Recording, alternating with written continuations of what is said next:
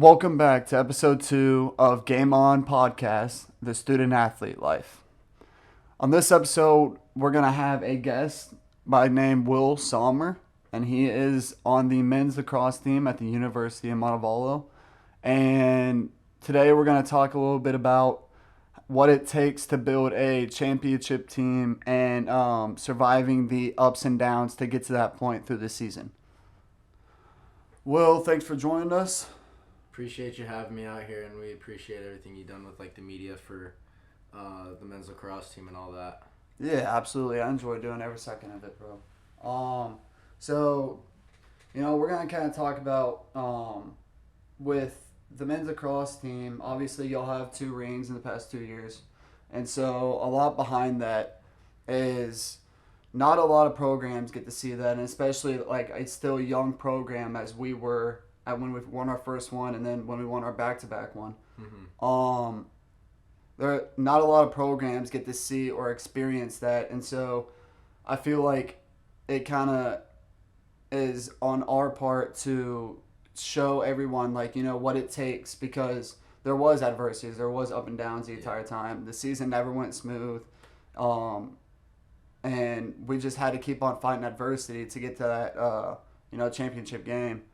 And, I kind of just want you to go into the more training part that went into, building that championship team and that mentality and that constant grind that goes with it. Yeah, so I'll go back to the one we won in 2021, the first one.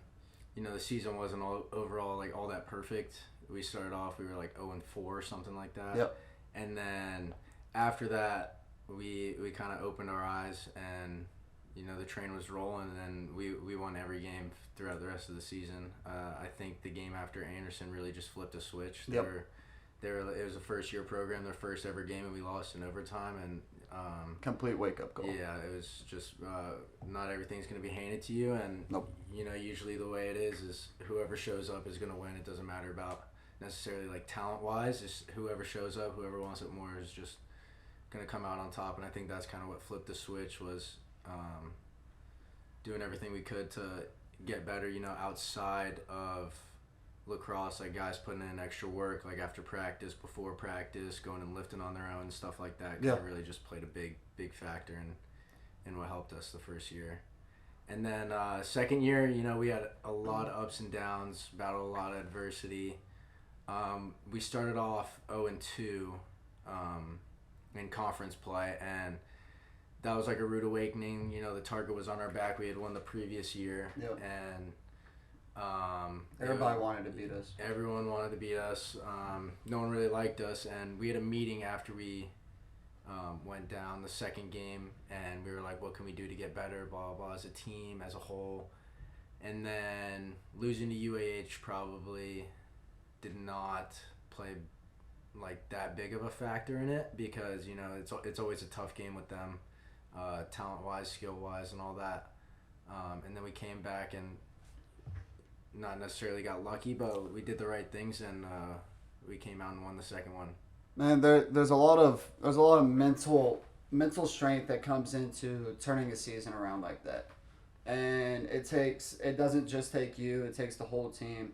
And with that comes trying to build that chemistry between your teammates so that it transpires on the field, and you're able to have that connection with everyone, and be able to work together as well as you can. And so what would you say the biggest part of teamwork that needs to happen for a team to win that, get to that point and win that championship? Chemistry plays a big role, but it's not necessarily the chemistry wise. It's just being inclusive to everyone outside of the sport of lacrosse, hanging out, doing fun stuff together. Some teams don't do that, and some teams are successful, but I think that in order to build true chemistry, you need to see what someone is outside of the sport they play. Yeah. And just see what they're outside of that. Yeah, and it also makes a difference, especially when you're living with your teammates and you get to see them every day. It builds that everyday camaraderie, and you're allowed to hang out whenever. and especially off the field is when all that really comes and connects.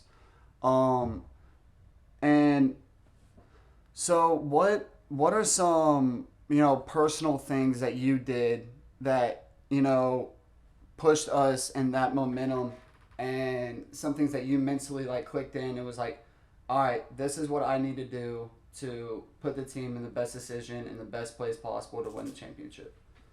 It started my freshman year after the very first game was when I got pulled up and I was a starter, and ever since, like throughout the rest of the season, I was a starter, and so I guess it was just like a maturity level for me. Was I really needed to buy in? Like I was one of the only freshmen that was playing in my class, and I just thought that was like a big thing for me because I wanted to come here and I wanted to play and I wanted to compete, and I saw all my teammates around me competing, going as hard as they could, and it was making me better. So I felt that I needed to go as hard as I could just to make them better as well. Well, it's just like you probably heard all your coaches growing up. There's always that person behind you that wants your job. Yeah, always. And so you got to keep on, doing the best you can to make sure you keep your spot on the field. And one slip up could easily mean I'm not starting, I'm not playing. Mm-hmm. So it's always got to be like a locked in factor to where you realize that it's not just solely your position. Right. And there's a lot of things that people have a hard time dealing with that, but it's also the people that like always aren't starting also have like this same amount of impact on the team, and not everyone gets that. They think if they're on the bench and they're not playing in the game, then they don't have as much to give to the team, which I see, but at the same time that like I feel like people have to realize that it takes a whole team to win any game. There's not a single game where it's just like, oh, one player did it all. There's multiple plays in a game that can go wrong. Everyone has to play at their top game to win a game. Right. And like you win as a team, you lose as a team. Yep. And if you're not playing and you're on a scout team, for instance, getting the starters ready, you got to go as hard as you can so that they see like the impact and they see their overall go up. Like whenever we're doing scout team and we're going over other teams' plays and stuff, it's very important for like the backups who are running those plays to make sure they're doing it right, make sure they're paying attention, make sure they're going as hard as they can, because when we get to the game, the other teams are going to go as hard as they can. So just everyone on the team is just as important as they think. Yep, absolutely. Like some people, there's no one on the team that is less than anyone. There's no one on the team that's great than anyone. You win as a team, you lose as a team, and that kind of reflects on the whole chemistry part, right? Like, so if guys are noticing early, like, oh, I'm not gonna play as much, like, let me just make the person next to me better. Yeah. And I think that builds great relationships between players. No, I completely agree. I also want to say that when I came in, it was a second year program. We didn't really have those like senior guys, junior, senior guys as leaders and stuff. And so when you came in, we kind of figured out like who the leaders were on the team, like who everyone went to and trusted and counted them as and obviously voted.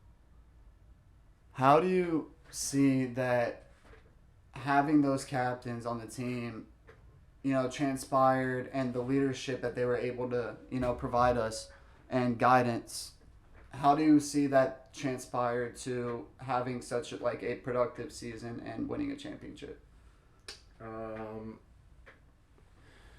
So for me, like the whole leadership aspect was, is the guys you looked up to, and the guys who were doing the right things, the little things, doing them right, and all the leaders that have previously led this team have been just absolutely unbelievable. Like I looked up to all those guys as mentors. All the captains we had were 2 years older than I was. So when I came in as a freshman, there were junior and senior captains, and then that transpired into the next year. And like ever since I was a freshman, all the guys I looked up to, they were captains, and I kind of wanted to follow in their footsteps and perform as well as they did. So I tried to implement some of the things they did into my on and off the field status, and just seeing that they were doing the right things. I always wanted to do the right things, So I would kind of just piggyback off what they did and stuff like that. Yeah, having you said that they were the older guys, but some of the younger guys don't realize that they can also have a leadership part of the team. Absolutely. And when you're coming in your freshman year, you really don't think about it that way. You're like, okay, these are the old guys. These are the guys who run the team. Mm-hmm. But it's everyone's team. And it's not just the captains, and it may seem like that because the captains are usually the guys who are on the field. They're probably your best guys on your team, but I feel like here it was a different feeling because it didn't feel like that, and I don't know if it felt like that to you, but it didn't feel like they were ever above anybody or make it feel like they're better than you. But I also want to go into, a little bit more personal with you on how you yourself, any like adversity or stuff that you may have gone through that you had to, it could have been your personal life or in school, like stress, anything that you had to, come through and be able to push through it so it didn't end up hurting you on the field and also in the classroom. Yeah, so I'll start my freshman year. A lot of ups and downs, especially dealing with COVID and whatnot. We were practicing every day, or about as much as we could. Didn't know if the season was going to end or get cut short or anything like that. So we wanted to take advantage of every opportunity we had, and that led to in the fall there was a 2-week break. We thought the season was going to be over. We weren't allowed to practice. Weren't allowed to do anything. We weren't allowed to go to class. Everything was moved to online. All athletics were canceled. Yep. And then, so that kind of just motivated me, and I just got bored. So I would pick up my stick, go down to the field, get some shots up, do some laps, do some sprints, ladders, stuff like that, just to keep myself occupied out of school, because I'd wake up every morning at 8 o'clock, 9 o'clock, do all my schoolwork, and then I was done around 11 o'clock. What am I don't want to sit around all day. Yep. I've never been someone to just sit around and just do nothing all day. So I no, want the to keep same myself, way. I got to keep moving. Yeah, keep myself occupied. And and then we fast forward to the spring, and like I said previously, I was named starter after the first game, and then early February my grandma passed away, so that kind of hit home a little bit, and I was in a really dark place, but at the same time, I had to keep moving forward. Nothing's perfect in life. Nothing's going to get handed to you. So, you during that time, were you able to, reach out to your teammates and you probably were talking to your friends back home, but were you able to have that connection with some of your teammates to where you felt like you were comfortable enough to talk to them about that kind of stuff? Yeah, absolutely. Especially guys in my grade, when we came in as a freshman class, we were a tight knit group. We all hung out together. We all 20 of us, we did stuff together. To an extent as what we were allowed to do. But for the most part, we'd all hang out together, get along, and so I had not only just guys in my class, older guys as well. Coach Lang, Coach Horning at the time, helping me out, talking to me whenever I needed to, and the team was just great. And that's really kind of what just, opened my eyes, and this team is more than just a team. We're a family, and we're a tight-knit group, close group, and I couldn't ask for anything else. Yeah, and we keep on coming back to the same thing. It's team chemistry, especially when it comes to, trying to build that championship team. And, we never did much team building stuff. Maybe we would do one a semester or one a year, but it was more of the effort that all the guys put in outside to hang out with the whole team and be around everyone continuously, because no matter what, if you're always around someone, you're going to get to know them better. Yeah, right. In one way or another. And so having that opportunity and having that chemistry with each other is, to me, probably the most important thing to being able to build that, championship team, and having it to where, everyone's locked in together and everyone's coming together for the same goal. Right. So, and when it comes to being locked in, a lot of it comes from, the classroom, because if you're not, doing what you need to in the classroom, you're not able to play, and you're not able to contribute to as much as you want to getting, that ring at the end of the season, or, that one last game that you want to play. So what were some ways that, you kept on track with your stuff, and, maybe some ups and downs that, like, one semester, you didn't do so hot, and, and then the next semester you had to click in and figure out, like, how, like, the complete balance of school and lacrosse, and being able to put it all together and work at the top that you can. So what were some ways that you worked on that and was able to balance academics with top athletic? All right, so when I came in as a freshman, all freshmen we were required 8 hours of study hall a week. So we'd have to go to the library and like sign Yep. in, and then when we leave, we sign out. And I've always been on top of my schoolwork. I'm here for school and also lacrosse, but at the same time, if I'm not getting my schoolwork done, then there is no lacrosse. Yep. So if I'm not eligible, come springtime, I'm watching all my friends have fun, play games, compete, and that would suck. But yeah, I came here to get an education and play lacrosse degree, and yep. nothing else. And I couldn't imagine just watching an away trip from home. No. While I'm trying to get caught up on schoolwork. Yeah, That doesn't sound fun at all. No. No, not at all. No. But some guys have gotten carried away, and I think the biggest thing is just learning from your mistakes. Like like I said earlier, no one's perfect. Like, you're not gonna be perfect. We all have ups and downs, and Yeah. I've had ups and downs in the classroom as well. But that's kind of like opened my eyes, and like like not everything's gonna be perfect, but like it's how you react to it, and Yep. and how you overcome it is really just like, it's all a learning moment, and that's part of maturing and growing up, and you got to prioritize. Yep. And sometimes you're not gonna have time to have fun because you got to do schoolwork, but like, you're here for school. Man, So, priorities is a huge thing. Yeah. If you have your priorities straight, it makes life so much easier. yeah. And I can tell you from experience that it is not fun being at home Mm-hmm. when the boys are on the road, and you're sitting back, just like you said, doing my homework. And that was one of the most miserable falls of my life, because I wasn't able to enjoy it with the boys, and be there with, even though it was just scrimmages, it was still tough to sit back, and it was a good wake up call. Yeah. And I feel like a lot of people, need that wake up call, but you don't really. It doesn't always come when you want it to. Right. And sometimes you don't always want to get to that point where you need that wake up call, but you always want to stay on top of your stuff to where you don't get to that point. Right. And sometimes you will. Yeah. You will get to that point.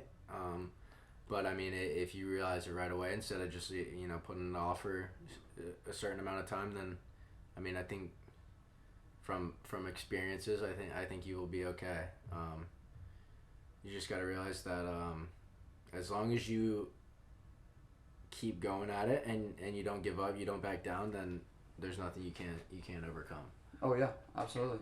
Now, with a championship team, obviously a big part of creating a championship team is having the coach to show you what it means to be that type of team, and push you to your limits to where he knows that the team can be. And so how would you say that, out of all the years you've been here, how would you say Coach Lang has, or the assistant coaches that have come through, Coach Horney, all of them, how would you say that they've helped the team and personally helped you, get to that spot and get to that championship moment where we're all throwing our hats and we're all throwing our helmets and gloves across the field and having a good old time? Yeah, so Coach Lang used to be a little more lenient, but as we've won in the past years, that's obviously changed a lot, and our previous coaches that have come in, Coach Horning, Coach Burke, done a great job. Both of them coached the offense, and they just did a great job in shaping the offense and making sure the offense was successful. And Coach Lang was in charge of the defense, and he did a great job in making sure we were successful and doing what we needed to do. And if you were messing up, you were held accountable. And I think that's a big thing for a coach. I'm one of the guys that if I mess up, I want to know I messed up, and I want to be called out for it. And when I mess up one time, the same mistake won't happen again. You just gotta learn from your mistakes. You can't get mad when you get called out. Right. And because if you do, then you're basically just rejecting that you did anything wrong. Right. And you just gotta take it as like a learning experience. And you gotta realize that he knows what he's talking about. He's the coach for a reason. Right. I'm still an athlete. I still haven't figured out everything. And he's been around a lot more than I have.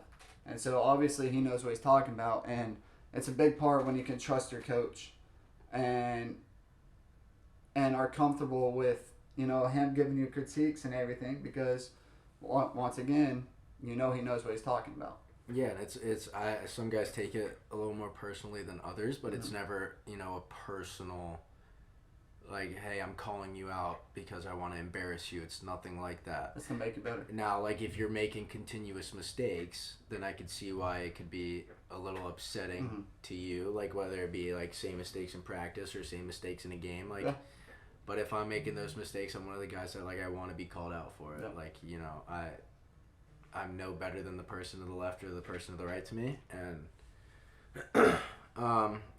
like, you're always gonna make those mistakes, but you just gotta learn from the mistakes that you make and trust that your coach is just gonna put you in the right position to succeed. Well, and you said earlier that after the championship season, it kind of looked like coach had a different mentality. Right. Which I feel like everyone did, because once you win a ring, you don't want anything else besides that. Right. Again. Right. So how is it keeping that constant mentality of winning the conference back-to-back years, everyone wants your head, everyone's going after you, and you're the team that wants to be beat.